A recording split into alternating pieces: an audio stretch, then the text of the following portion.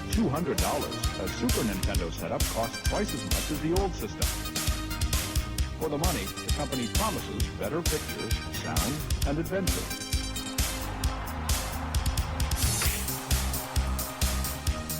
Now you're playing with power, superpower. You're the king, I tell you! The king! Only for Super NES. Only on Super NES.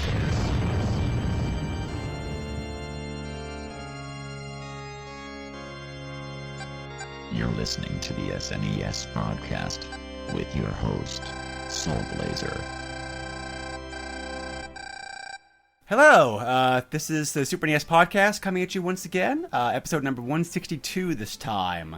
I am Greg, joined by my co-host Joe. And once again, Hello. We're very honored to have a guest host on the podcast, somebody again like Aaron from last time, who's not been on the podcast for a good long time. So always pleased to have returners on the podcast. I'm very pleased and honored to be able to welcome back to the podcast once again, Phil, aka the No Swear Gamer, who does a very successful YouTube series, which you're not watching. You definitely should be, because he does some awesome content. So, welcome back, Phil. Agreed. It's good to have you on the podcast again. Well, it's about time. Thanks a lot. It's been, 3 years, so... Well, you're the one who's actually having a life, so... Yeah. I understand. No, it's good to be back. You know, I mean, I was... After our last time, when... I think that was in 2018 or 2017, maybe? Yeah, I was thinking about that. Yeah, I think it was the football episode that was our last one together. So after that, you know, after you defeated me, I got frozen in ice in Antarctica until a nuclear blast set me free. And so I'm glad to be back, because have you noticed how bad things got after I was off your podcast? So today we're going to make Yes. things right. Today things will get better. Everyone can breathe a sigh of relief. Yes, exactly. So that's a very good segue for the game covering this podcast. This is a game I've actually wanted to cover for a long time. It was just, but I've always had, how you have certain episodes where you're like, oh, this person would be awesome to cover this game with. So you kind of put that game off on the back burner until said person's available. Well, I've known Phil for a long time, and for as long as I've known him, I've known Phil has been a Godzilla fan. So it's like I've always had Super Godzilla for the Super NES as being kind of like a Phil game. This one and a few other ones as well. So we finally were able to coordinate things. Phil was able to make some time on his busy life to grace us with his presence on here. So, I think I just released Mothra when I did that. I'm sorry. We're gonna have fun talking with Super Godzilla, hopefully on here. So, but before we get into that, Phil, you used to, so as people probably know, you used to podcast before. You don't podcast anymore. It's pretty much your YouTube show and your live streaming that's your most that's your bread and butter activity these days. What other things have been going on in your life the last couple of years? Well, what else have you been working on? Keeping you busy? Just life. I hit on my YouTube show. I'm still small. Okay, I'm mega people. They have like millions of subscribers, but I hit 16,000 subscribers recently, which is cool because 16 bits, that kind of works nicely. So that was a nice milestone, and I got published. I got recognized. Friend of your show, Brett Weiss, quoted me in one of his SNES books, which awesome. It was on, I've not read those yet. It was on nice. Super Football, which is like a bad Ball Blazer ripoff kind of game. He quoted me. He quoted my review, and we're all, as you know, we're all just people, right?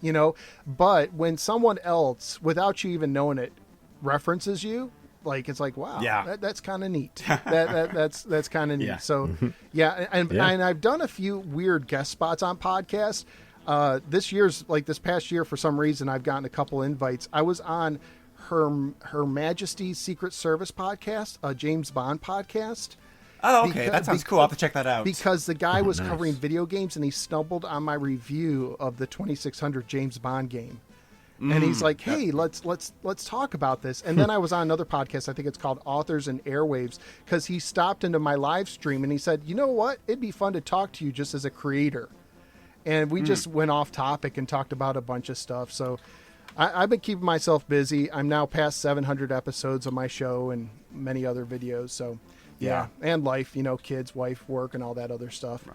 But I'm here to talk about some Godzilla. That's what I'm going to talk about. The movie. Just let me ask you guys: have either of you guys seen the King Kong Godzilla yet? Yes. Was it? I haven't seen it. Was it any good? I liked it. I mean, I didn't think it was as great as the last Godzilla movie, but I thought it was like pretty good. Pretty good effort for what it was.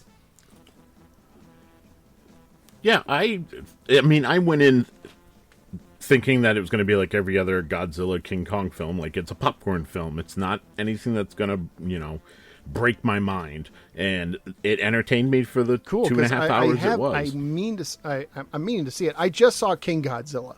Like, I checked it out in my library 4 times. I've been so busy that every time I had to return it before I could watch it.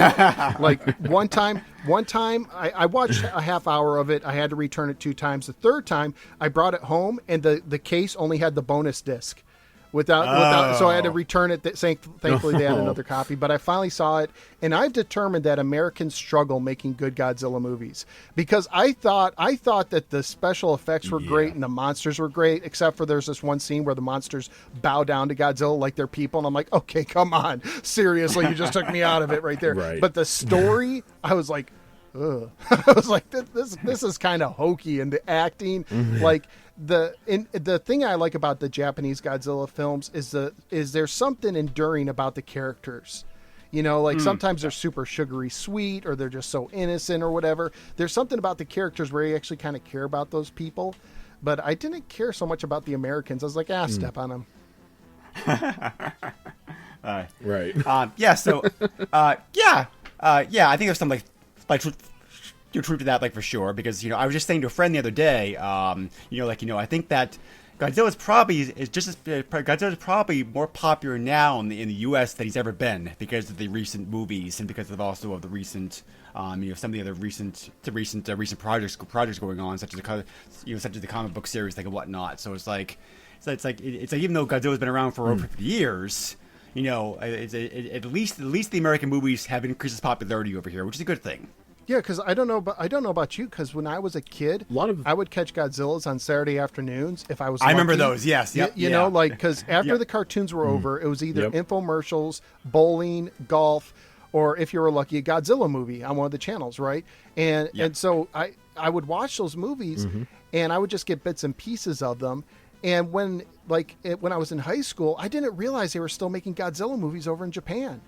Until our Godzilla came out in 98 and then Godzilla 2000 came out. They're like, let's show you how you really do a Godzilla movie. And then, even this game, right. When we get to it, I don't know if you know it, but it's supposed to be tied into Godzilla versus Mechagodzilla 2 over in Japan. Yes. But Americans didn't know about it. So we have a different Mechagodzilla in our version than the Japanese version. So it's like, right. It's like, wow. So that's kind of like my small history of Godzilla. Yeah. Yep. Yeah. Exactly. So. So my experience with Godzilla is just like kind of like with you. I did see bits and pieces of it as a kid, as a kid growing up. But I really didn't pay much attention to it. Even though I played some of the games, like whatnot. I remember watching that horrible Western Saturday morning cartoon for like Godzilla, like in the 80s. Oh yeah, that was wretched. It's not very good at all. It didn't look very good. And I'll be honest, this is the first Godzilla game I've ever played.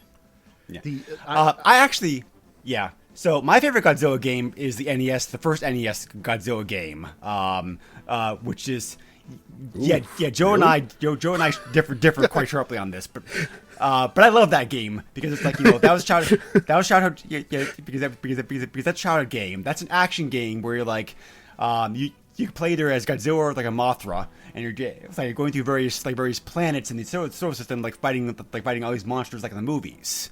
And just it's the soundtrack to the game is great. It's got it's got awesome music.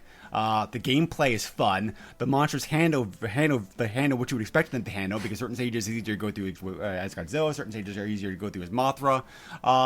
It's a very fun game. So I will say the box art is iconic. That box art, Yes, really, it is, yep. And I know they made a toy figure, and Yeah. I've seen like video of Godzilla 2 on the NES, and it has more of like a strategy aspect to it. Yes, yep, reminds me yep. of when I look at it. It reminds me a little bit of Yeah. Advance Wars, the overhead map It- that they it use. does a little bit, and, yes, And I yep. would love to get my hands on it. It's just crazy expensive. That's like $150 game.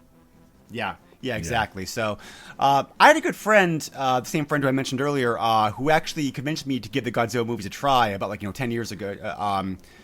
10 years ago or so or whatnot, because she's been a big fan of Godzilla since she was a kid. So, and I'm just like, and I thought the same way about the movies that a lot of Americans think. They're just all like this cheesy, like silly Japanese fluff stuff. But, and to be fair, a lot of the movies are very cheesy. But I watched the whole series, and it's like there's actually a lot of like good content in here. I actually became like you're a pretty big fan of the franchise because of the movies, and I started, and after that, started paying more attention, and after that, I started paying more attention to the music and like YouTube stuff, and like in games and whatnot. So, but so I mean, some of the because I think. Some of the movies have not aged very well. Some of the movies are definitely the American versions of the movies. The ones you and I saw on Saturday mornings are usually much worse than the Japanese originals. Right. But at least all the movies are easily obtainable these days because they've been released on collections in the last several years. Do you guys have a favorite Godzilla movie or two? I do. I still. It's a toss-up for me between the original 1954 Godzilla, the Japanese version, which is excellent. That's still an amazing movie, I think. I mean, it still holds up very, very well today. And also, I also love Final Wars. That's a great movie. Is that the one with is it Dan Severn in it? He plays like a submarine commander.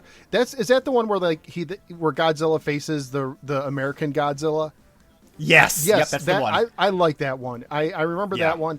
I like the original Godzilla, even the American version with Raymond Burr, because the American version is very good, like what it is. I was actually surprised. Yeah, and it actually holds up well because the first one was more serious before they got it hokey.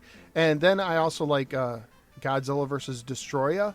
It's the one where he's like burning, he's melting down, and that's a weird one, but it is good. So. But I like that one. Like Joe, do you have any preference of Godzilla movies? So I mean. Most people who like Godzilla are going to hate me, but Godzilla 2000 was one of the first ones that I ever saw. Outside of the horrible 1998 film, which, by the way, me having no Godzilla reference and going to see that movie in the theaters, I knew it was horrible. So I feel bad for any. The Japanese fans version is that pretty happen to good, though. catch I that think. movie. That being said, yeah, I agree. Final Wars is actually one of my favorites. That is a really good one. And I'm actually trying to look it up right now so that I don't mess up the name. It came out in, I want to say it was 1985. Oh, I think another one we're talking about. Hold on a second. Here in the U.S. I think it's the original Godzilla that they released here in the U.S. But Shin Godzilla that came out in 2015 or 2016. That's a very good phenomenal. movie too. Yes. I thought they did a great job with that. Yeah. Yeah, 1985 is Godzilla 1985, which is the American version of Return of Godzilla. Which I have a soft spot because I remember yeah. my TV station making a huge deal about that, like just an absolutely huge deal, and I remember like Dr. Pepper commercials everywhere. Oh, I remember that commercial. Yeah, that was a great commercial. I love that commercial. I think Dr. Pepper machines are throughout the movie. I want to say the building building falls are. down, but Dr. Right. Pepper stands tall. Yeah. So, I mean, it's funny because, you guys were talking about how, cheap some of the, earlier Godzilla films are. I worked for Hollywood Video between 2003 and, 2006. And within that time of the particular store I had, we had all the Godzilla films. And I really got into Godzilla and watched them all. Side note, me personally, I love really cheesy movies. I mean, the cheesier they are, the happier I am. So watching those older Godzilla films just made me so happy inside. Like, I know they're puppets, you know what I mean? Like, there's a guy in a suit. They're not Until gonna be recently, buildings yeah, or yep, cardboard. yep, You so. can totally see all that. But it's like that's like, to me, like, that's like bare bones cinema right there. Like, that's movie making. Like, you're getting your story across any way, by any means, and they did a great job Well, that's telling the a thing story, that as people, bare bones as it you know, is. who aren't from our generation don't appreciate, who are growing up with computer CGI, is just using real stuff to make a movie. You know, like Yoda is so much better as a Muppet. I'm sorry, he is. You know, there's the Jim Henson Yes, movies are magic, agreed. even though it's all, you know, foam rubber. There's so much that I like. Yep. What do they call them? Practical effects. When you don't, I think there's so much to it. Mm-hmm. And even though it's a guy in a large suit on a big sound stage with miniatures, and sometimes when you see those tanks, you're like, man, it's an RC truck. You know, you know what's going on, but there's still something endearing about it. Yeah. I agree. So, so these are very different in context also, but I think, have you guys watched the 3 Godzilla Netflix movies, the animated ones? I have not. I've seen. Are they like anime style? I think I know of them, but I haven't seen. They are anime style, yes, which is one reason they're very they diverse. are anime style. I watched the first one. And I didn't realize that they released more. So that tells you how separated I am from that. Yeah, they're very diverse of like the community. Well, I mean, the Godzilla community is kind of diverse anyway to begin with, but I think like those movies especially are diverse because they are animated and because they are very different. They're very story heavy. But having said that, I like them for what they are. I mean, I think some of them are better than others, but you know, it's a different take on Godzilla, and I really appreciate it. Like for that. Well, so. I might try it. I'll be honest. I have a hard time viewing Godzilla as animated, you know, and I think that's kind of like pushed me back a little bit. But I'll give it a try sometime. Yeah. Also, if you guys haven't seen them, the Dark Horse Godzilla comics are also excellent. All right. Yeah, but. Yeah, IDW just I heard about started that. a Yep. new series, and it looks kind of kiddish. The art is almost like it looks like it's trying to be Saturday morning cartoon. That's the best way to explain it. And second issue just came out this week. I'm enjoying it. I don't know if I'm going to be in for the long haul, but I'm at least here for the first few episodes. Jeez, few issues. Yep. So far, of so course, the good. franchise is popular. Like as popular as Godzilla. There's been a lot of Godzilla games made over the years, official ones, and also, I cannot think of anybody else who's been bootlegged as much in games as Godzilla has been over the years. Because it's like Toho, as you guys may know, the studio behind Godzilla is very strict and protective, like with copyright, like for Godzilla. So it's like, you know, I don't know, but for many years, people would get away with it, at least for a while. You know, so like the number of games I've played over the years where I'm like, okay, that's clearly Godzilla, has been like off the chart in like the like the number of games involved with that. But I'm trying to remember. You guys may remember this better than I do. One of the Shinobi games actually had Godzilla Revenge as the of boss Shinobi. in it. Yes. Revenge. Yeah. And it depends on the cartridge because Exactly. they ripped them out because they eventually turned him into a skeleton, like a mechanical skeleton. But one game I remember was I think it's SNK, it's Neo Geo King of Monsters. Yes. Yep. I played that before. Yep. And then there's even an Yes. Atari 2600 game where I think it's Crash Dive. It's like a shooter that takes place underwater, and there is a little Godzilla type monster on the bottom that shows up from time to time. I mean, it's just a green little character, but you know what they're getting at. Yeah. Exactly. Yeah. So you know, Right.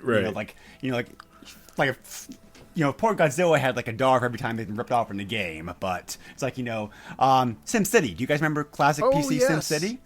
The monster in the game yeah. was Godzilla. Except Bowser in the Super Nintendo version. Yep. Right? Exactly right. You know, Yep, that's how you get around that. Right. So yeah, totally remember that one. Have you played any Godzilla games over the years, Phil? I told you, man, I got the the King of Monsters, and this is my first official one, and I don't know why, because I'm a Godzilla fan, but I think part of it is I do a lot of my gaming by myself. Okay, like just as I grown up, I don't have my high school friends or college friends around. So like I had a GameCube and they had Godzilla Melee or whatever, and that looked really interesting, but it looked like a Super Smash Brothers. And the Super Smash Brother type games, or those games, they're meant to be played with multiple players more than anything, you know. So I think, and I didn't have an NES growing up, so I missed out on those, you know. So, and the Sega Genesis didn't get a Godzilla game. So just, this is like the first time I actually sat down with a Godzilla game. An official one. It's strange. I don't understand why. It's like, you know, Godzilla turned up on numerous systems over the years. He's been on, like, you know, the Commodore 64, the Apple II. There was a Game Boy game, which is actually like pretty good if you like puzzle games. The Godzilla Game Boy game is it's pretty fun with what it is. You know, like Game Gear, Saturn, Dreamcast, PlayStation, they all got Godzilla games, and Genesis never did for some reason. You know what? I did play a lot of Rampage, which rips off Godzilla and King Kong. Of course, but exactly. So. Like, I'm just thinking, I'm like, I don't even think there was a Godzilla arcade game in the States. Like, there wasn't. There was a pinball game that was tied into the 1998 movie. But that's about the closest arcade appearance that he's had. That's crazy to think that Godzilla never had his own arcade game here, for as big as he is. I will say, my memory's coming back. So there is one Godzilla game I played in Florida. There was a family fun center. It was like a putt-putt course, and inside was all these games, ticket redemption games and stuff. And one ticket redemption game made for kids was like this kiddified version of Godzilla, and you threw the balls in his mouth before the time ran out. Okay. So I did play a Godzilla game. I threw balls in his mouth. It was great. Yeah, that's a kid-friendly version, like about the beer pong game that Joe and I played, like Dave & Buster's last month. Yeah. Yes. But, Joe, how about you? Do you have any experience with the Godzilla games? So, I've played obviously the first one that was on the NES, and I've already, expressed how I felt about that one. Other than that, there was one for the Dreamcast that I remember getting cheap. I can't remember exactly what I spent on it, but I mean it was like within the first year of the game's release, and I think I paid less than $10 for it, and I pretty much got what I paid for. It wasn't a great experience. The other experience I had was the one that came out for the PS4. Right. Yep. I got that because that came out early in the console's life, and that game wasn't bad. I wouldn't, sit down. Yeah, and my play it friend for I 2 or mentioned 3 earlier, hours, who's a huge Godzilla fan. She loves that game. She loves it, and she loves it specifically because it is such a love letter to the diehard fans of the franchise. So I think your enjoyment of the game would depend upon that, and also upon your tolerance for because you have to grind through the game a lot to unlock the cool stuff too. Yes. So. Yeah. That was really the downfall to it, was having to grind. Not gonna lie, but so that was my experience prior to this game. So not too much. I mean, obviously, King of Monsters. Do you still have that game, like by the way? But, the PS4 Godzilla game. Oh no, I believed I. That game sells for big bucks these days. Of course, it was one of those I was like, "Oh, you got to play this game," and he was just like, "Yeah, I don't know if I'm gonna buy it." I'm like, "No, really, you got to try this game out." And kind of, I handed it off to him, and I don't think I ever. Atari published. Atari got the license for Godzilla around 2000ish, and they published a whole bunch of games for Game Boy Color, PS2. Mobile, whatnot. So there've been more Godzilla games released in the last 10 years than there was ever previously. So, of varying quality. Some of them, some of the games are good. Some of the games are just garbage, to be honest. But anyway, Right. So this game we're covering here in this podcast is one of 2 Godzilla games that came out on the Super NES. There was also a fighting game which made the system, but for some reason that one stayed in Japan only. It's kind of think that game would have done better over here in the West than this game did. But Toho had their reasons for deciding to port one game over versus the other, because the other game was later. So I think maybe they were discouraged by the poor sales of this one, perhaps. So, but yeah, that fighting game for the Japanese market, Kaiju Daikessen, is definitely a fun game. I like it a lot. So if you want a real like Street Fighter-ish one-on-one Godzilla kaiju fighting game, I definitely recommend checking that out. But this game here came out in Japan in 1993 with the US release following 1994. Did not get released in Europe as far as I could tell. There's not a lot of so the developer of this game is a little bit hard to find, because Toho, for some reason, they like to take all the credit on the Godzilla games. They don't. It was common for companies in the 80s and 90s not to really advertise who developed their games anyway. That's, as Phil, you can testify too, because you've also done a podcast on retro video games. It can be very hard to find information about that, because that information just wasn't made available back then. It's like nowadays we know who developed the games and who's behind and whatnot, but Toho especially is very tight-lipped on who developed their games. For example, that Godzilla NES game we're talking about, that was actually developed by Compile, who's best known here in the West for making the Guardian Legend on the NES. So, so this game, Super Godzilla, was developed by a company called Advanced Communication Company, which was around from 1987 to 1994. This appears to be the last game that they developed actually themselves, period. They're a mostly Japanese company. Most of their games stayed Japan, but they're most famous for developing the Yi series. Which one game, Ys 3, did come out in the Super NES here in the West. We'll have to cover that game at some point because I have a soft spot for it. But yeah, I think they did translations, ports of the E series, because Falcom handled the heavy lifting for most of them. So I think they were given the reins for some of this stuff. It is interesting that this is their last game. Their first game is another notorious game, right? Dr. Jekyll and Mr. Hyde for the NES. Not their first game. That's the first one that came out in the West. Over here. Because that's like a game that gets ragged on a lot. I actually like that game, though. I gave it I played it. I didn't play as a kid. I played it. I played it via emulation about a year ago when I covered a podcast, and it's not bad. For what it is, it's a decent game. So, they also developed Circus Caper for the NES, Tiger Road, like the TurboGrafx 16. Dino Warts for the NES. How ironic is that? Dino Wars. Another game called Necrobot Golf for the Super NES, which I never heard anything about that one. That may be worth checking out at some point. So, but anyway, obviously Toho published this game. So, this is technically an action game, but you can't really pigeonhole this as an action game because it kind of borrows elements from other kind of genres like in here too. Because there's a bit of fighting, there's a bit of puzzle, there's a bit of even like RPG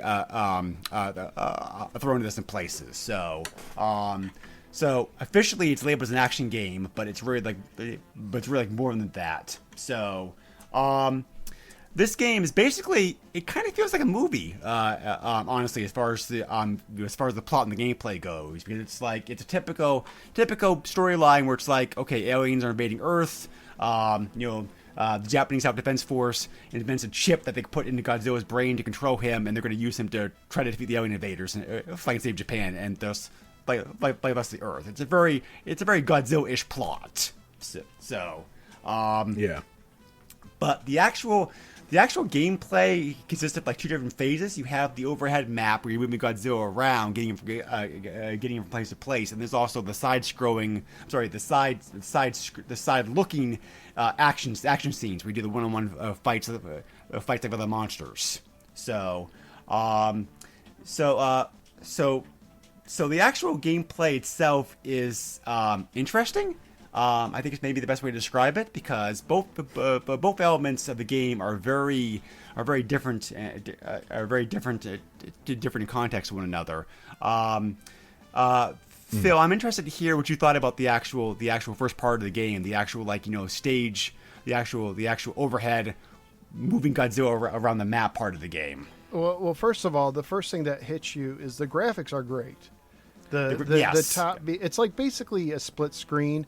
So the top screen shows what Godzilla's doing, the bottom screen shows the map, and you're going to be looking at the map a lot because that's what you use to control Godzilla with your D-pad, and he controls fairly well. There is one frustrating aspect to the first phase. You can hit the trigger buttons to see the map and to kind of get an idea where the bad guy is, where you're trying to go sometimes. But I got frustrated a lot when I would try to go somewhere and it would say, you're going out of range, but you're still in the middle of the map. And I didn't realize why until later after I got done playing through the game, because there's certain skyscrapers and mountains where if you go by them, it's like a cell phone. You lose your signal, right? Because you're basically remote controlling Godzilla. So so you're going around this map. The main goal, I'd say, of this phase is to gather power-ups for the fight. And you could hold 4 of them. Like there's different color squares. And I think, is it the orange squares that are power-ups or yellow? I think it's yellow. Yeah.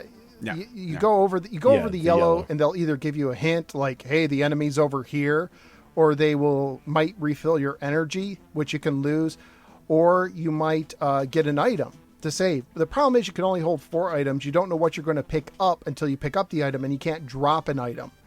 So, like, some items are better. Like, there's an item that fully refills your energy in the middle of a boss fight, which is really helpful. But there's also, like, little dinky ones, right? And so I didn't like that. I wasn't sure where I was going to go at first, where exactly it wanted me to go, because sometimes you had to find a base or something like that. And I learned very quickly you should not step on mines, but you could step on the enemy tanks,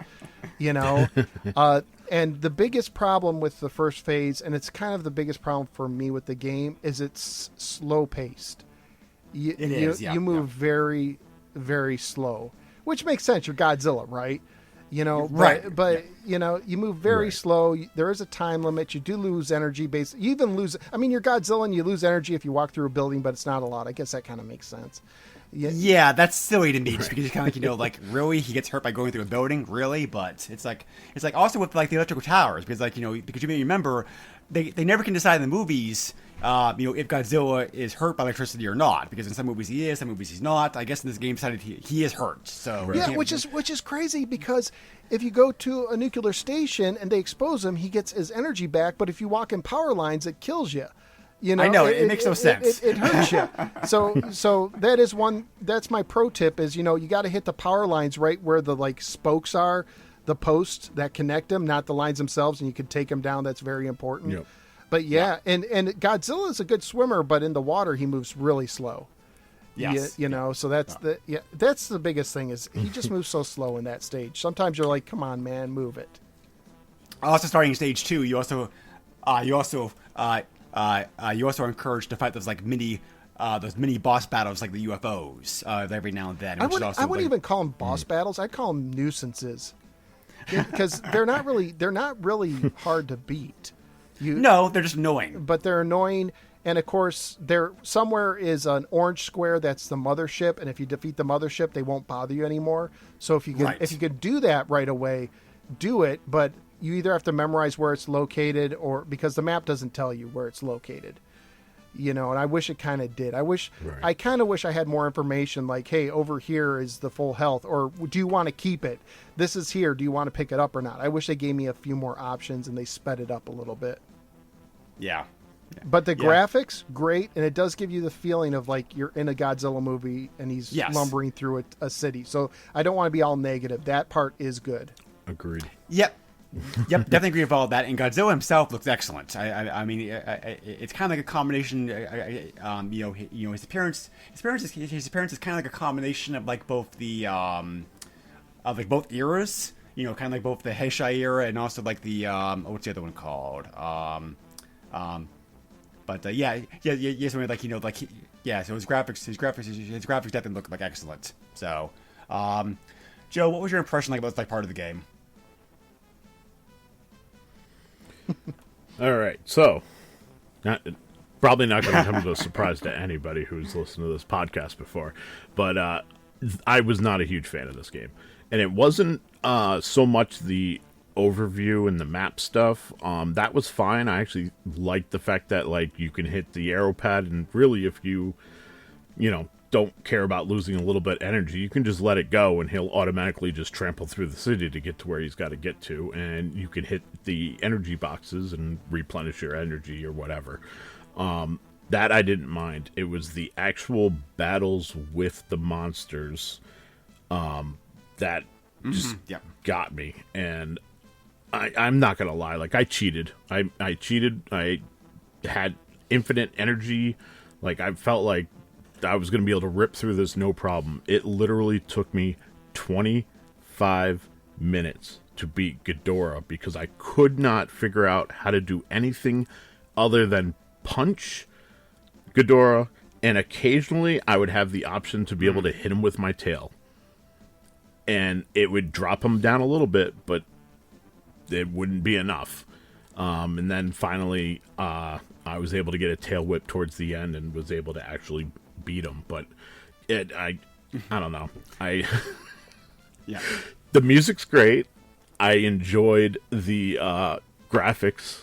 Yeah, and I love the cutscenes. Like all the cutscenes, this made me feel like I was playing a Godzilla film. And that's one of the things I absolutely love about this game. But unfortunately, like the graphics are that of a typical I almost said NES game. SNES game, which isn't a bad thing, you know what I mean? Like, but it's just they're meh. Like they're there. It's not anything impressive in my opinion. The other thing was like random warps, like that was kind of weird. Like I understand, like if you know where you're going, that can help you get to the monster quicker. And obviously save you some precious energy, but I never found it to be quote-unquote helpful. I actually stepped on quite a few of them, and it sent me backwards in the opposite direction. So, yeah, other than that, the controls are fine, and I don't know. It's one of those, like, I played it, I enjoyed it to a point, but, like, every time I had to fight a monster, I just kind of was like, ugh. Yeah, I'm not going to blame you for hating that because the one-on-one fighting system that this game uses is definitely very unique, and it definitely takes a while to get the hang of it. Basically what you're doing here, for anybody who's not played the game, is like you've got Godzilla on one side and your boss monster like on the other, and there's a gauge. Both of you have gauges, a gauge on the screen. The idea is you want to close into your enemy, punch him once, and that changes the graphic right below the timer with a picture of an attack, and you want to pull backwards at that point, like walk backwards, and so there's 4 different attacks that Godzilla can do, and the further back he walks, the attack changes. Because like short range, you can only do one attack, and then if you walk back far enough, it opens up a second attack, and so on and so on. So, but to make this more complicated, there's 2 things going against you at that point. One is the enemy monster can attack you at any time, and if he does that, then you lose your attack gauge and start over again. And 2, certain monsters, depending upon the kaiju that you're fighting, are weak against some attacks and strong against others. So unless you look it up, there's some trial and error in trying to figure out what's the best way to reduce the health like an opponent that you're fighting. So and those 4 and so the 4 attacks are all very Godzilla-ish. They're all faithful to the movies. You've got first the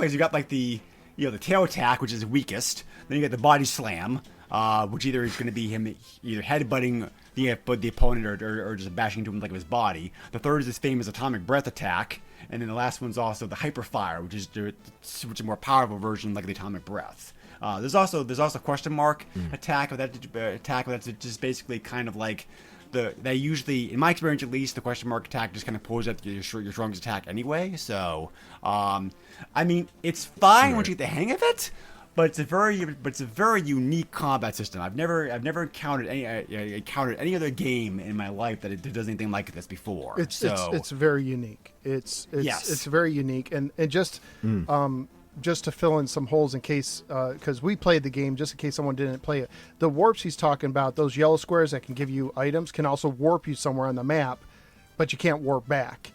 And like you said, it's probably not where you want to go, to be honest. And so you're like, oh, that really helped. Thanks a lot. It's so discouraging because he moves so slowly. Like, oh, now I have to go back over a screen. It takes you 30 seconds to move over one screen on the map. Yeah, and for some reason the game is a timer. Why is there a timer in this game? I mean, it's a very generous timer, but why is there a timer? I mean, there shouldn't really be one in this game. Right. I agree with you there. But so the main goal of all 6 stages is to find your main boss, right? Whoever it is, and they're famous Godzilla monsters. And when you fight them, when you find them, that's when you enter the second phase we're talking about. And what the manual calls this is the fighting spirit system, which is just dumb. Okay, this is crazy. So I want to explain it a little better if I can try to. So you have a meter for Godzilla, the enemy has a meter, and they kind of fluctuate. They get bigger and smaller. Your goal is to get your meter as high as it can be when you punch the enemy. Before you do any attack, you have to punch him, and Godzilla has the reach of a Tyrannosaurus Rex. It is terrible. So punching the enemies, did you guys have trouble punching them sometimes? Like connecting? You have to be very close, yeah. You have to be very close. And so you have to wait till your bar's up, and hopefully the enemy's bar is low, and that's when you'll do the most damage. And the other thing is the enemy's bar, this took me, the first time I played the game, I got through the first boss. And I did some studying before I played the game, okay? So I had a kind of a grasp on it. The second boss kicked my rear end, because I had to learn that I had to affect his little bar that goes up and down by sometimes stopping, which if you're Godzilla, you don't want to stop. But that's what you have to do. Your movements affect their bar. If their bar gets too high, they're going to launch a special attack on you. Which, by the way, they look spectacular. It's like an anime cutscene when Godzilla or these guys attack. They look great. Yeah. So you have to wait until their bar's low, and sometimes you do that by just stopping, and their bar were lower. So the second boss, it's like I had to take 2 steps forward and wait, 2 steps forward and wait, and then finally, hopefully, punch him. And then you have to do the pull back thing where you keep going backwards until you get your desired attack, and then you hit attack. And so that's the thing about this system is there's a lot of strategy involved, which you're thinking Godzilla, you don't think strategy. But this fighting spirit system, if you just go at it gun-ho, you're only going to last a level or 2. And you're going to get frustrated. You will. Yeah. But even then you got frustrated because you're not making head or tails against them. It's taking you 20 taking you 20 minutes because it's not just the energy, it's are you able to pull off your attacks? And the good ones too. Yeah. Like the first time I didn't I was like I had to become more patient. I had to wait for the attack to show up I wanted to show up. In some of the fights it doesn't matter as much as the others. But some of them, like if you're playing Mechagodzilla and you do your atomic bad breath on him, he's just going to put up a force field and hit you back. Yeah. So you have to do that. So that system, and using the items took me a while to get used to, because I was hitting you use I can't remember if it's the right trigger or left trigger to bring up your items. And it's the right trigger, and then you have to use your D-pad to go through them. And then select one, and then you hit the left trigger to use it, which is really helpful because you're going to need to refill your energy a lot. And one thing else that's really helpful in this game is you can retreat.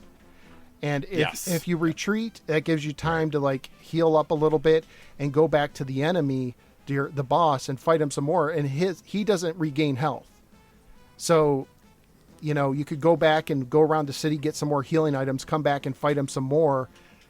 Which kind of fits Godzilla movies because oftentimes he has to retreat and come back. I guess it kind of fits in a way. It's very fitting. It's not fun, but it's fitting. Does that make sense?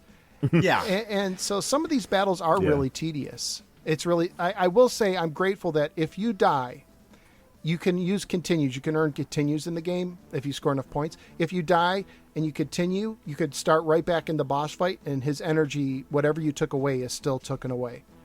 So, Yes. So that's a nice fact as well. Oh, that's nice. Yeah. Yep. Yep. I definitely agree with all that. It's like, it's not easy making a good Godzilla game. I recognize that fact. I think it's because I think it's the reason why so many of the Godzilla games have done only meh as far as the sales and reviews went, because it's like the developers were struggling to try to balance between making a good Godzilla game and also try to keep it faithful to the spirit of like Godzilla. There were concessions they had to be making both places. Yeah. Whether or not they did a good job is up to you, but I do appreciate the challenge that the developers had in trying to make this game, because it is because they're trying to balance like both things out there. So what's also cool later on in the game is you also get the ability to become Super Godzilla, who has a whole different looks, has different attacks or whatever. He looks pretty cool in Super Godzilla form too. Yeah, his face kind of looks like he was merged with the Predator, because he has like these claws around his mouth, And I read that his look in this game inspired Space Godzilla, the look of Space Godzilla later on. But the last two stages, were you guys able to turn into Super Godzilla throughout the game? Oh yeah, I played this game numerous times over the years, so I'm like, okay.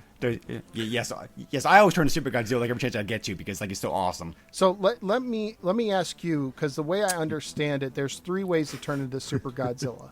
So there's 6 stages. The 5th stage, if you get these 3 S stations on the map, you turn into Super Godzilla.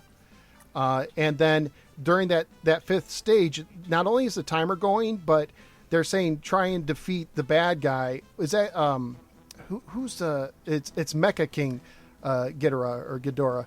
We're going to cover the bosses here like in a bit. Okay, but you're supposed to do it before he destroys 50% of the city.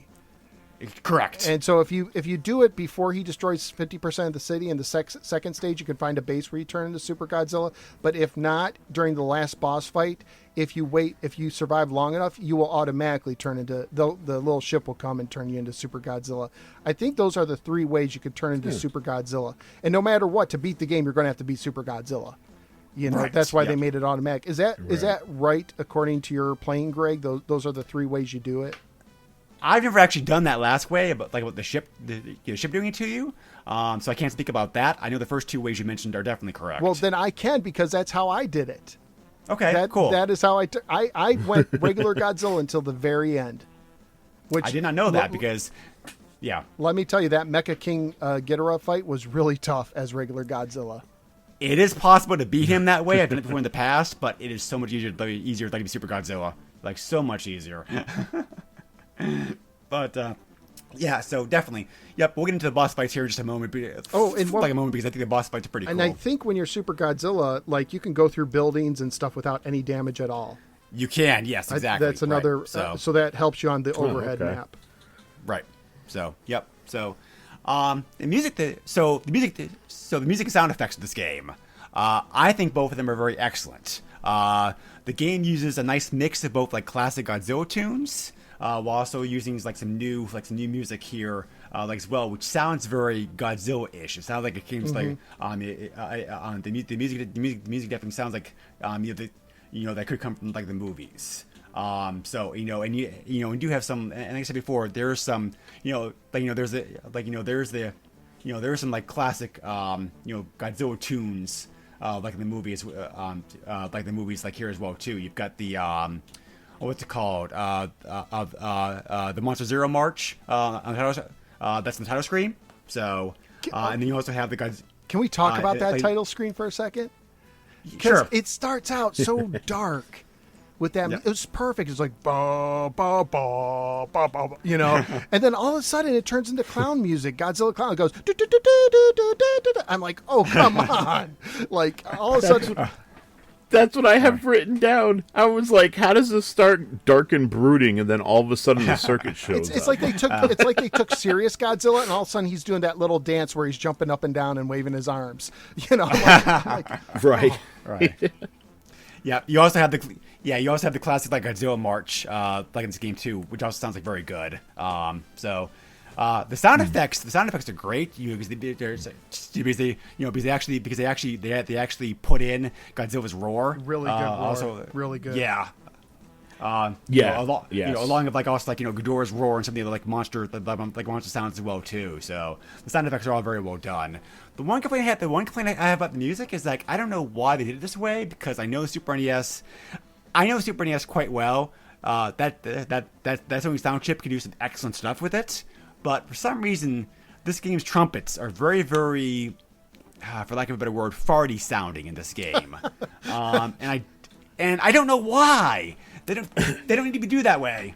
It does kind of sound like a Sega Genesis soundtrack. It's like the music's great, but it's like that low bit of that trombone. I'm going like, what the heck is that? But it just sounds terrible. I don't know why they did it that way, but whatever. So, but yeah. So beyond that, the music and sound effects of this game are great.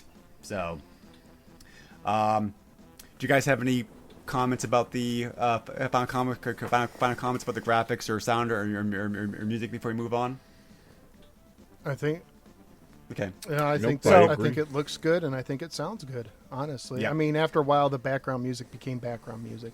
Oh yeah, sure. At least it changed from stage to stage. I do appreciate that. Yes. So anyway, the stages. The stages and the boss fights. Stage 1, you're in Osaka. This is pretty easy. Just kind of like the tutorial stage of the game. You fight King Ghidorah here at the end, who's not that difficult. He looks great, by the way. He looks very faithful to the movies. So, yes. Stage 2 is Mount Fuji, and this is so the boss of this is Mecha Godzilla.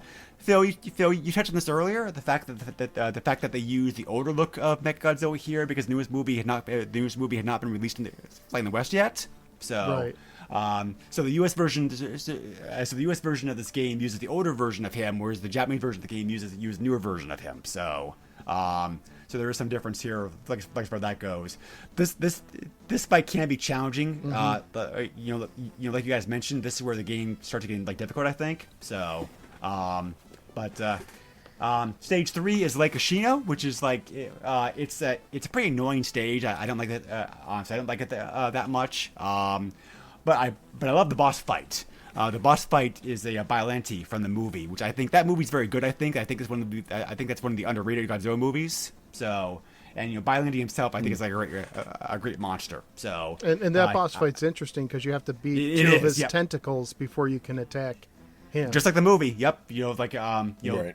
Very faithful again, like for that. So it was a great. So it was definitely great to see her. I believe was established as a she. It definitely was great to see her in the movie, from the movie here, like here in the game. So, stage 4 is Yokohama. This is not as bad as the last stage. It's big, but it's not that annoying. So, then you're also the boss fight for this one is Batra, who actually had to like think about for a moment which movie is this from again? Before I remember like where it's from. So, which if you're not familiar, it's a lot like Mothra.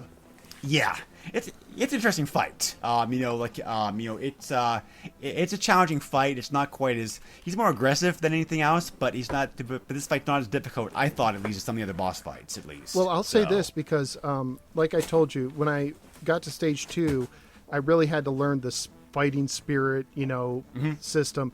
And I still don't feel absolutely like I mastered it, okay?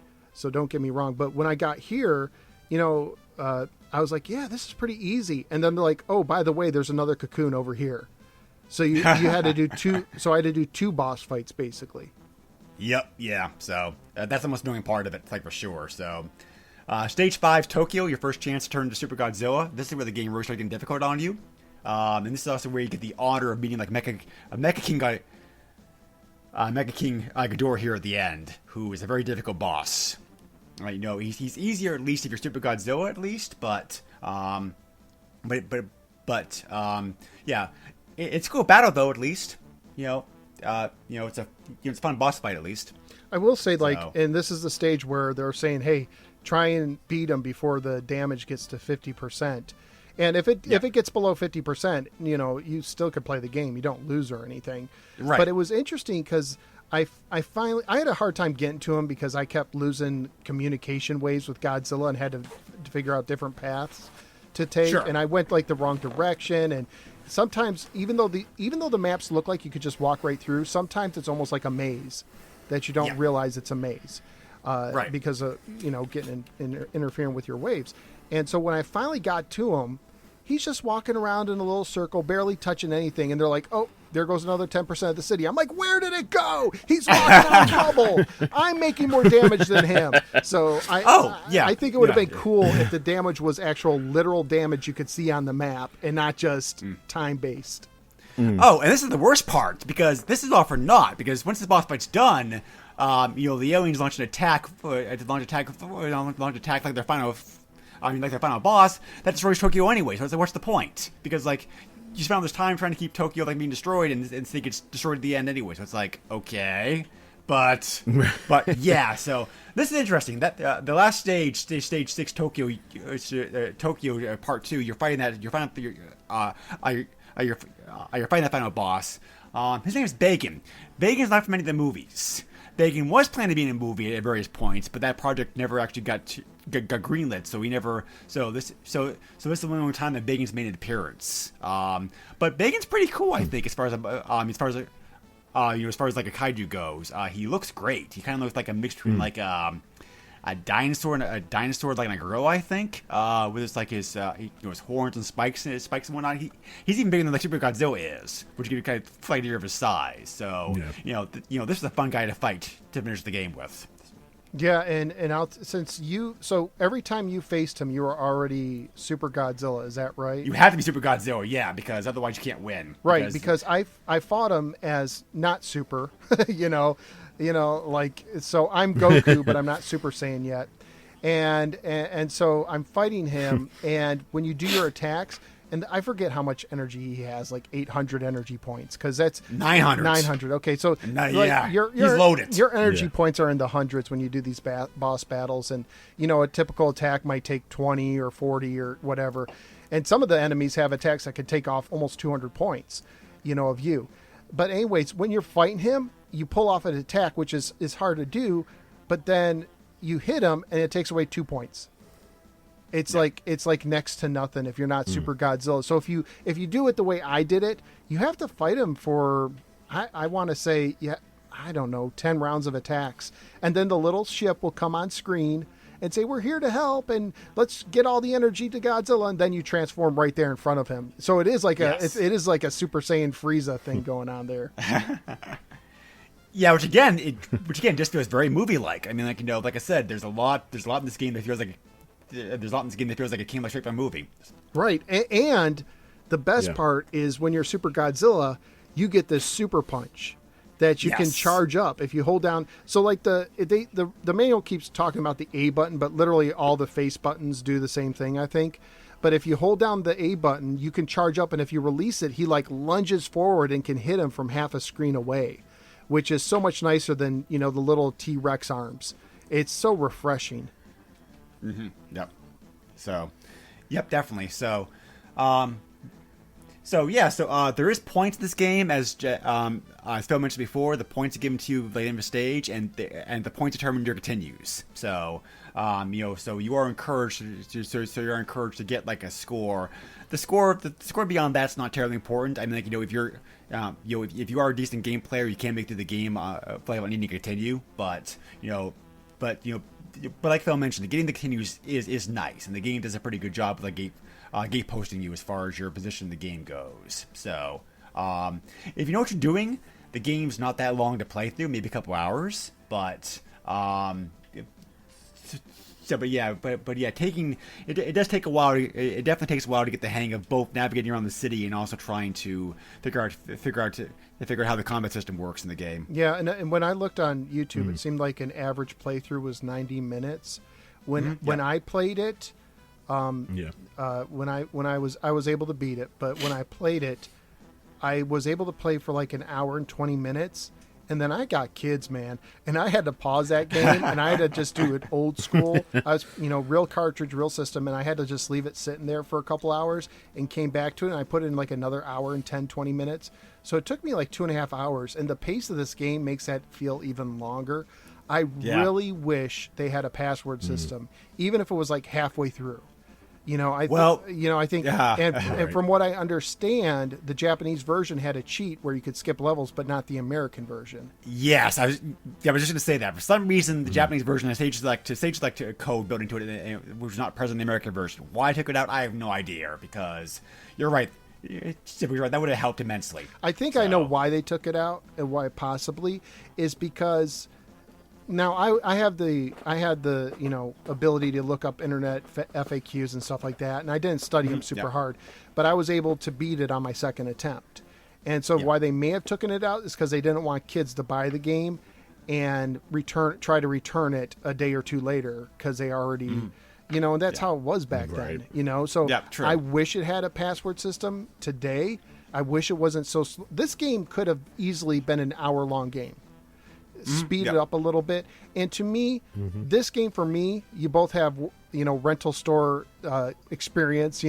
This would have been a perfect weekend rental. Oh yeah, sure, definitely, yep. Yeah. But I definitely agree because I was like, I think like in the end, this is a very decisive game. I mean, like, when the game came out, it got very mixed reviews. Contemporary still gets mixed reviews today. You look at reviews of this game online now, and it ranges anywhere from like 3 to 10. So it's like it's very decisive as to whether people like it or not, because it's a very like unique game. I would recommend this game mostly only if you're a Godzilla fan, and or you enjoy like action games of a slower nature, because it's like what's holding me back personally for like running this game to everybody is the fact that it is very slow paced, and two, that fighting system takes quite a bit to get the hang of. If you're willing to put the patience and then the time into this game, you can have a lot of fun with it, especially like if you're a Godzilla fan, because like I said, everything from the movies is so great here. The graphics, the sound effects, the music, like whatever. So, if you're a Godzilla fan, this definitely like worth a playthrough, because it is a very faithful Godzilla game. Beyond that, it's hard. It's a hard game to recommend to anybody because of those factors.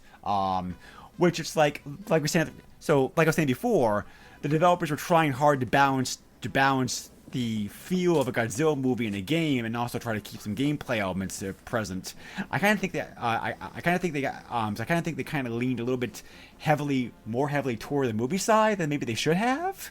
I don't see a harm in being like, maybe give Godzilla like a power up where he can like a turbo walk like for a while. It wouldn't have been breaking the theme of Godzilla too much by doing that, right? So.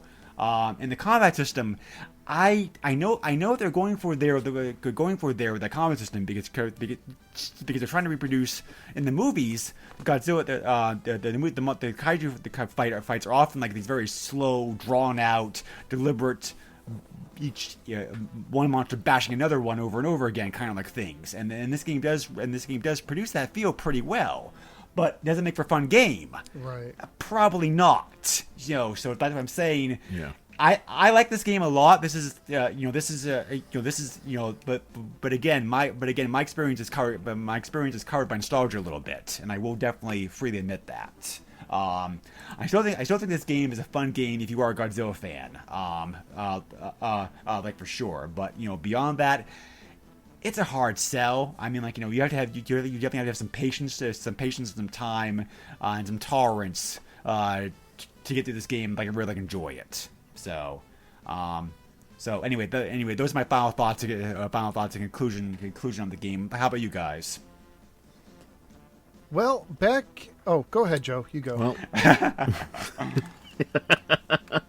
you're the guest. You can go first. Well, I know you don't like it, so I'll try to be a little bit of a defender, a little bit. So I agree a lot with what you said, and I don't have the nostalgia for this game. I just played it for the first time this past week. Okay, so this is grown up me playing it, but I am a Godzilla fan, and that plays a lot into this game. And like you said, it does feel like a Godzilla movie, sometimes for the worse. I think if they would have added some maybe mid-round bosses and increased the pace instead of just the stupid UFOs, I think you might have had more fun. Back in my old podcast, I would have a scale where it was like Hall of Fame for like a top 10 game, solid, meh, or trash. This would be a solid game to me. And if I had to rate it on a 10-point scale, I'm looking at a 7, maybe a 6.5, because I'm happy I played through it, and I think I'm going to play through it again to try and turn into Super Godzilla.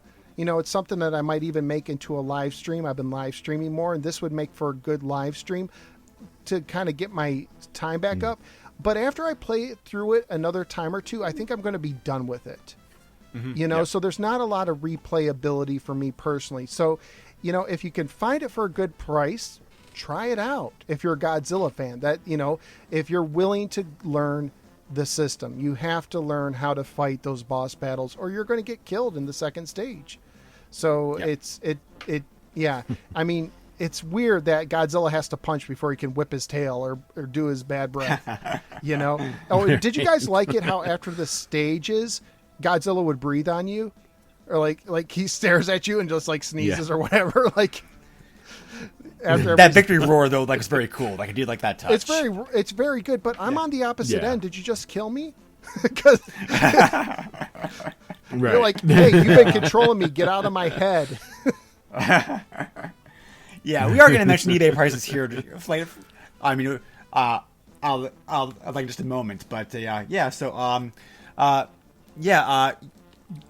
I'd also encourage you, Phil, if you want to, you know, this would also make like excellent fodder like for your YouTube channel too. Oh, it will be reviewed. Yep. It will be reviewed.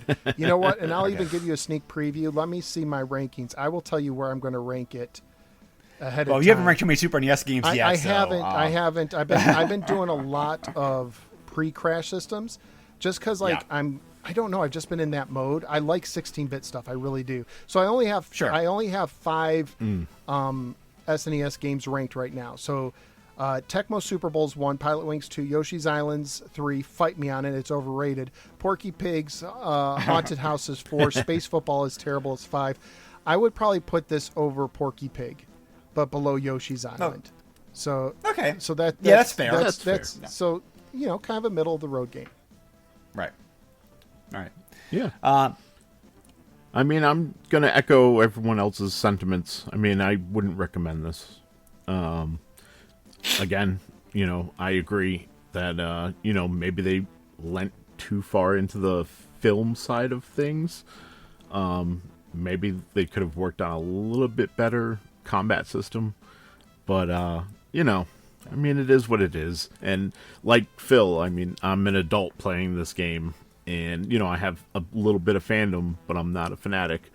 So therefore, like, you know, it's, I don't know. I've played better, but I've also played a lot worse. Yeah. So there's that. Yeah, I mean, like, that's fair because, because this game, like I said before, this game's very decisive. You either like it or don't like it. I mean, like I said, the reviews online run the whole gauntlet from like worst thing ever to like best game ever. Right. So it's like, you know, us differing like this is not a surprise.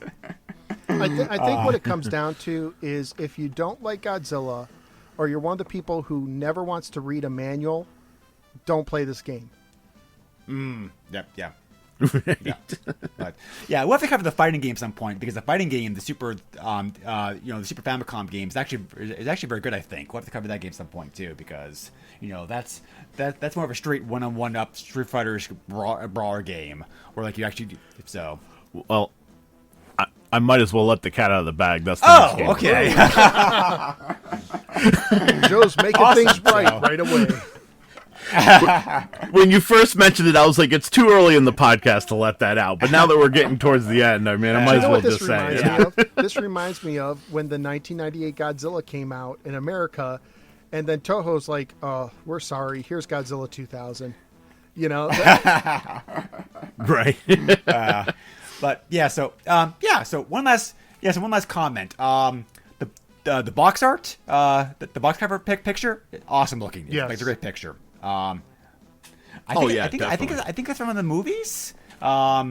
Phil, do you know? It really feels poster inspired to me. I think it's from one of the movies. I'll look real quickly because it'd be but it almost looks like it was drawn just for the box art. Because for people, it might have been. For people who aren't looking at it, you have Godzilla. His eyes are like blood red, and he's got his arms out and he's like roaring. And you have Ghidorah's two of his heads like wrapping around him. Almost like, remember the 80s movies where the rich old lady would have the scarf that was like a fox that she'd put around? It almost looks like that, but they're breathing fire, like they're coming around each side of him. But it has a lot of passion. Yeah. It has a lot of action. So I could see how if you saw that in the rental store shelf and then you popped it in and start slowly walking around, you're like, wait a minute. Like this isn't the action I was expecting. But I think the box art's fabulous. Yeah. Yes. Yeah, definitely. So, anyway, last thing to cover is eBay pricing. Like I said before, this game's not that bad for pricing. It's I always thought this was a small print run. Maybe it is a small print run, but the game is pretty easy to find. 11 copies of the game are currently listed on eBay as of time of doing this podcast. 400 copies of the game that recently sold. If you want the card only. Those are sold anywhere, and these prices include shipping. These prices, the game sold anywhere card only from like $9 to $32. So not that bad for price. CIB is CIB is a little bit pricier, but still not that bad. $42 to $70 is the gauntlet range for CIB. So there were some copies of this game that sold recently sealed as well. A few seal collectors out there. One copy was fairly beat up and sold for like $200. And there's also like a pristine, mint-looking sealed copy of the game from KB Toys, which had a price reduction sticker. Which get this, it had a price reduction sticker on it of like $5. So I love that. This game sold for $510. So okay. I guess that makes sense because I saw a sealed. I was going to cover that one finally next. 8.0. That's insane. Yeah. So I mean that's $1,000. $1,600. That's so for $1,600. I'm like, I hate graded stuff. Because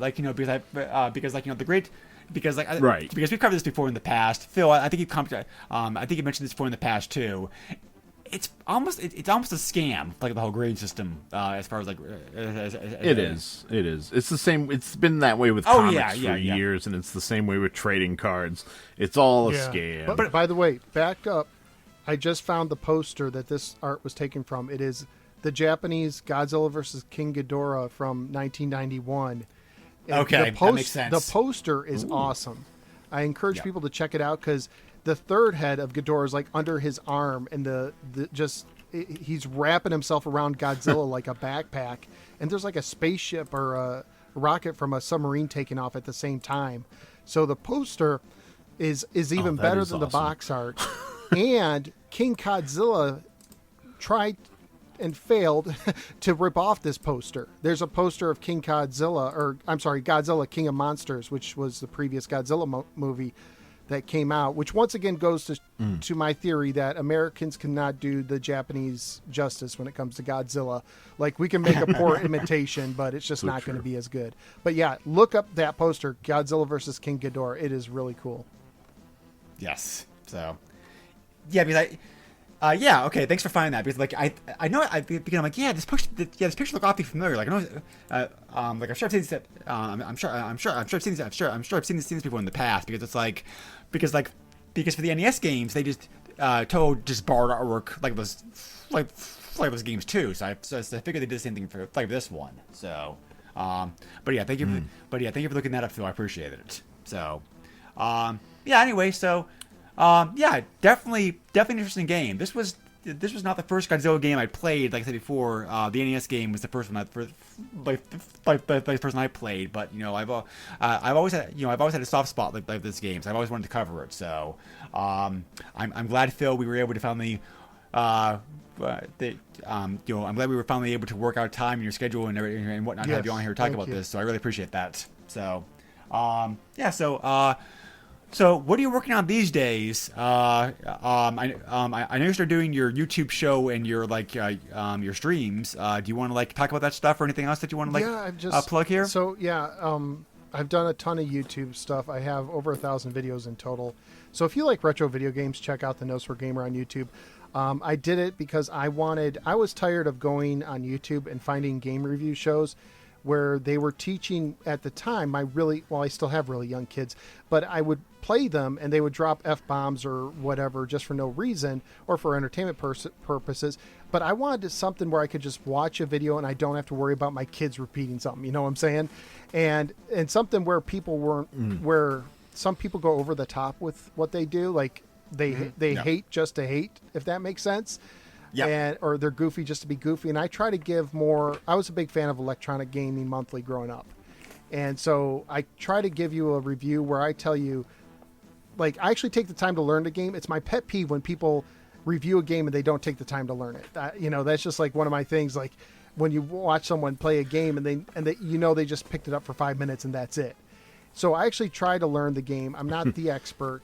I'm not a speed runner. I try to tell you how to play the game. I rank the game against other games I've reviewed. For the Atari 2600, I've ranked over 250 games. I have a list that long of games I've ranked, and I've been doing more live streaming lately. I've been late at night instead of just playing a game, on the computer by myself before I go to bed after the kids go to bed and my wife goes to bed. I actually decided I'd start some live streaming, and just this past week, I live streamed Mortal Kombat for the Super Nintendo and what else? Final Fight. I did Final Fight for the Super Nintendo, and that's I haven't played these games in years. Let's see how bad I am. So, but from Atari, Nintendo, Sega, I cover a lot of that stuff. And of course, I did the Atari 7800 Game by Game podcast, covered every single game in the official library from the original release. That's in the archive somewhere, so you can listen to that. I don't do that anymore because podcasts, my goodness, they take a lot. They take a lot. So, they do. So, but I'm glad to be on here. So that's what I'm up to. You can follow me on Facebook and Twitter, No Swear Gamer. I also have a Patreon page. But just check out the videos and stop by a live stream sometime.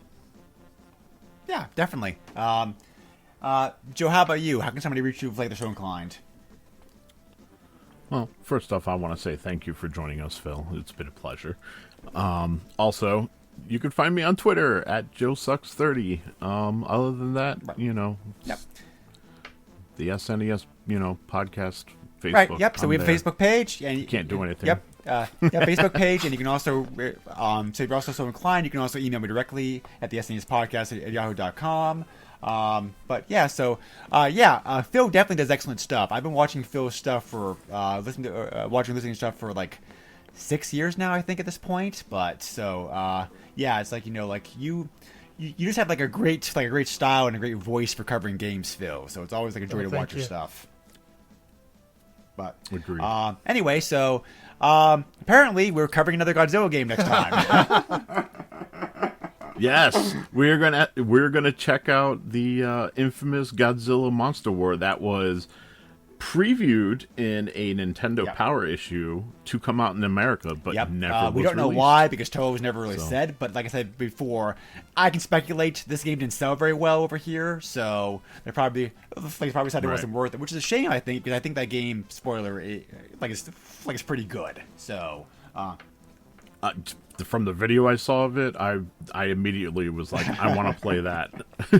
But so I thought it was a good way to love ducktail this I one. love the way you said yes. It sounded like a cross between the Brain from Pinky and the Brain about to take over the world, and the alien overlords ready to send out Monster Zero or something to Godzilla. We got it now. Right. Yeah, the timing of these games is pretty good.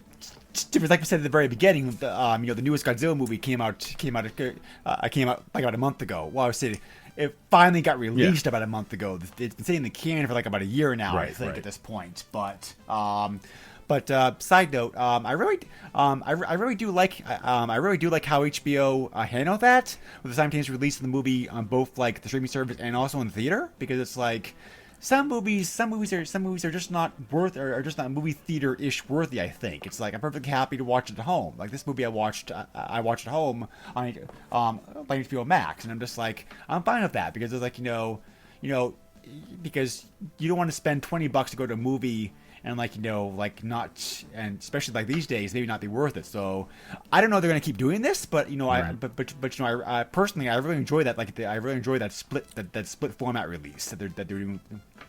They unfortunately announced Monday that they're already backpedaling that, and Dune will be released only in theaters and not on HBO Max. So that kind of sucks because I enjoyed the original Dune, and I'm kind of excited for this remake, but I'm hesitant to spend money. Yeah, I'm the same way because the same way. Yeah, because I also watched the new Mortal. Speaking of like Mortal Kombat, I also watched the new Mortal Kombat on HBO Max as well too. So, and again, I don't think that movie was.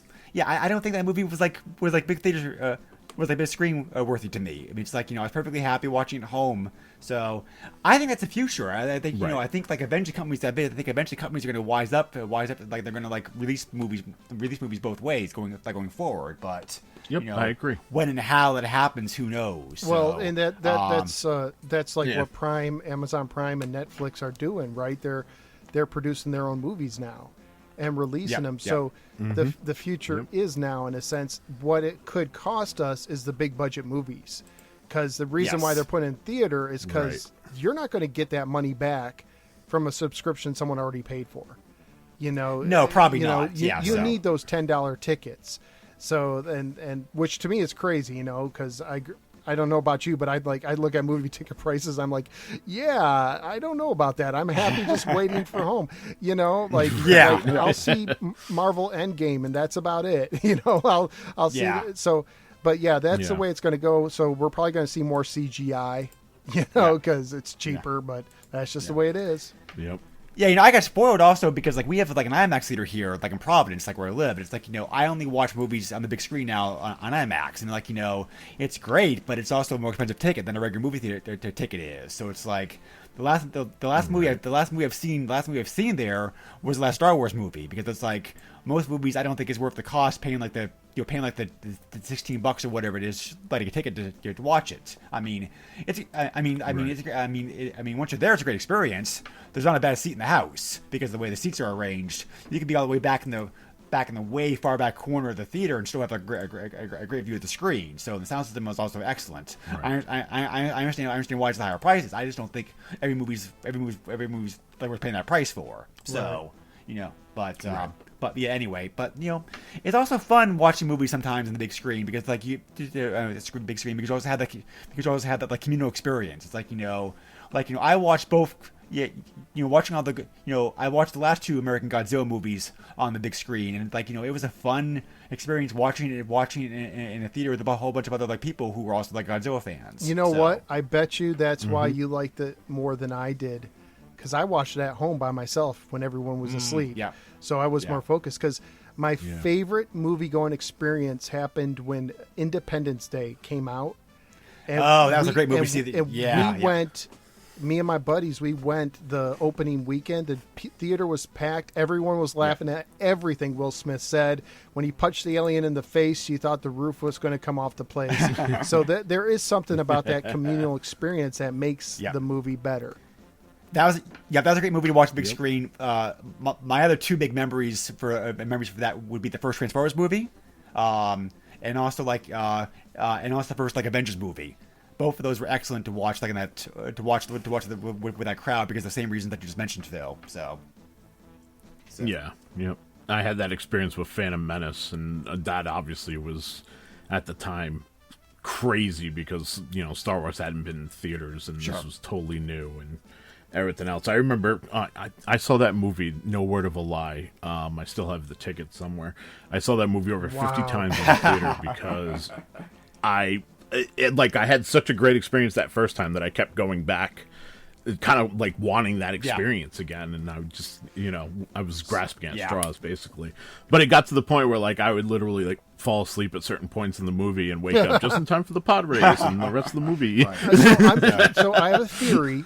The Jar Jar Binks theory, that Jar Jar became worse over time. He didn't start out annoying to people, but over time people started saying how bad he was, so it became popular to hate him. And is that what happened? Is that your experience, Mr. 50 Times? That has been my experience, because if you look at reviews at the time when that movie came out, they really don't focus on Jar Jar. They talk about, how, like, yeah, some of the, special effects were, groundbreaking for the time, and Jar Jar's done in all CGI and is that the future and whatnot, but none of them talked about how he was annoying or he bogged the story down or anything like that. So it's just hatred through the years. I think so. It's old men like me, like you guys, who, love the original films but can't have an open mind to when the new films came out. And they, were so close-minded that they were like, they pointed at that one thing.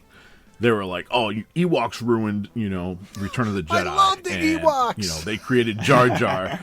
That's what I'm saying. Like, I love the Ewok movies. You know what I mean? Like, I'm, again, we've talked about how I like cheese, but, like, Jar Jar, I think, has just over the years just been, like, that one point that everybody points at. It's like in the second movie, Attack of the Clones, where everyone just talks about how Anakin complains about how, coarse and the sand is and all that other stuff. Like, it's the most minute thing. Like, of all the things you could complain about, you complain about that. Like, you don't complain about the 5-minute love story that turns into, because I remember when they re-released the original trilogy in theaters, the special editions, and I was geeked about it. Mm-hmm. To see Star Wars in the theater and stuff, because I only remember seeing Return of the Jedi in the theater because I was too, young. And so I was I was so geeked about it, and for the most part, I liked it. The only thing I hated was when they took out the Ewok song at the end of Return of the Jedi, and I was just like, "What? Agreed." I listened to that on CD all the time, and I was so upset. Yep. That's the only thing that got it, get off my lawn. That was the only moment. Right. So, but yeah, definitely. So, kind of a roundabout discussion we got here about movies in general, but That's okay. but yeah. So I think, like, Godzilla was great to see on the big screen, but I don't think he's necessary. I don't think he's needed to be seen on the big screen. Usually, I think I have a couple exceptions, I think, but But anyway, yeah. So So apparently, we don't know what the future holds. Legendary Pictures, the company which had the rights to make Godzilla movies, contract just ended. So like I said, maybe they'll negotiate a new contract. Maybe there'll be more movies. I don't know. But Godzilla's kind of like with like Doctor Who and also like James Bond, where it's like it goes inactive for a number of years, and then it goes active again with a whole bunch of stuff coming out like all at once. Seems like so. Right. I really don't know. There is. My friend did tell me there is a new Japanese anime TV series, Godzilla in Japan, that Netflix is negotiating the rights for to have released here in the West. So maybe that'll come out here soon. Nice. And the new comics that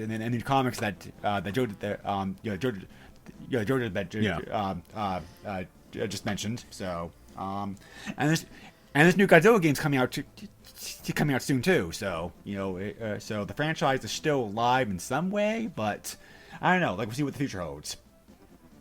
But anyway, so thank you again, as always, for listening to the podcast.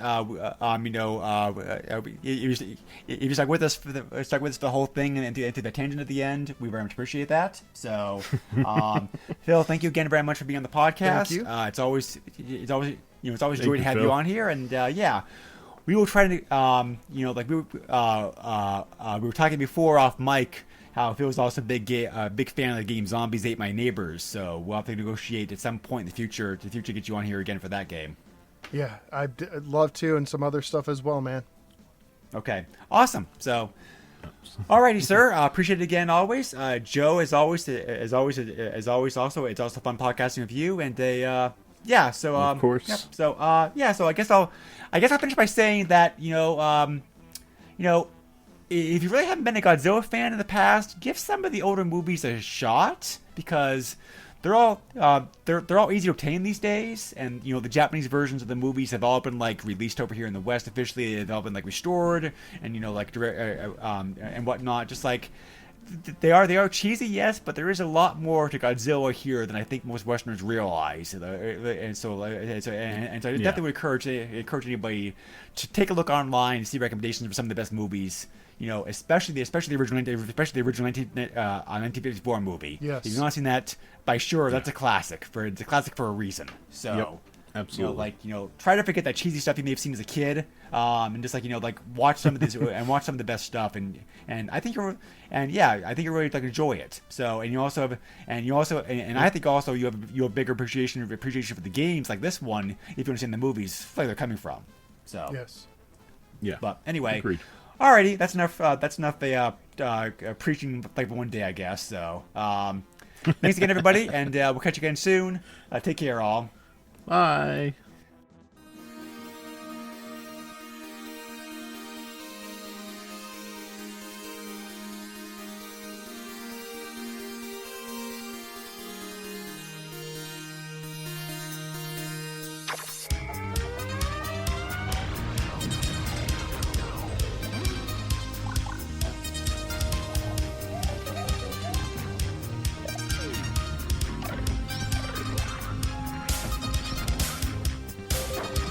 At $200, a Super Nintendo setup costs twice as much as the old system.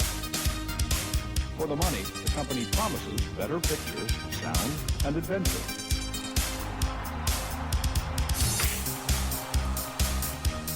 Now you're playing with power, superpower. You're the king, I tell you!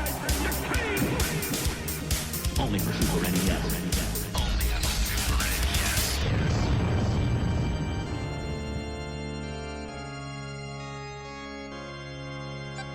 You're listening to the SNES podcast with your host, Soul Blazer.